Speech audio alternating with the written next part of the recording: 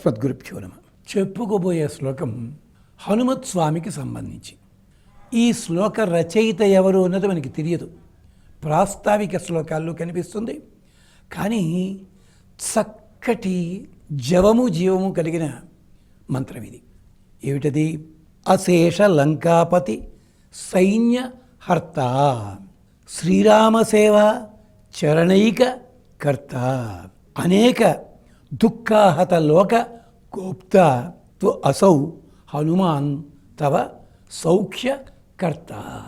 హనుమంతుడు మీకు సౌఖ్యమును కలిగించుగాక. అశేష లంకాపతి సైన్య హర్త అనొచ్చును, లేదా అశేష లంకాపతి సైన్య హర్త అని చెప్పుకున్నట్టుగానే హంత అని చెప్పచ్చును. శ్రీరామసేవా చరణైక కర్త, ఇక తరువాత అనేక దుఃఖాహత లోక గోప్త తు అసౌ హనుమాన్ తవ సౌఖ్యకర్త. హనుమంతుడి గాథ మొత్తం అంతా దీంట్లో వచ్చింది. ఎలాగా? లంకాపతి సైన్యాన్నంతటినీ కూడా నాశనం చేసినవాడు. తరువాత శ్రీరామసేవా చరణైక కర్త, శ్రీరామచంద్రుని సేవించడంలో నన్ను మించిన వాడెవరు లేడు అనిపించేంత బాగా ఆయన పాదాలు పట్టుకుని సేవించిన మహానుభావుడు. అనేక దుఃఖాహత లోక గోప్త, దుఃఖముల చేత నిండి ఉన్న లోకముందు చూచారా?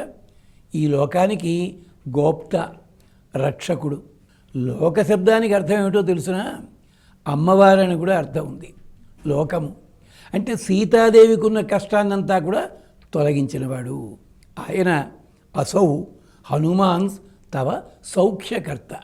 అలాంటి హనుమంతుడు మీకు చక్కటి సుఖమును ప్రసాదించుగాక.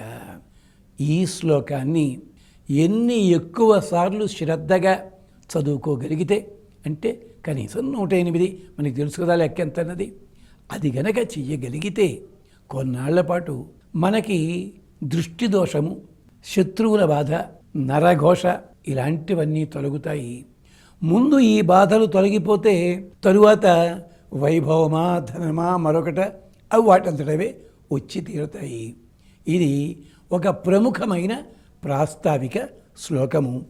అశేష లంకాపతి సైన్యహర్త, శ్రీరామసేవాచరణైక కర్త, అనేక దుఃఖాహత లోక గోప్తాతు అసౌ హనుమాన్ తవ సౌఖ్యకర్త. హనుమంతుల వారికి శ్రద్ధగా పూజ చేసుకోండి.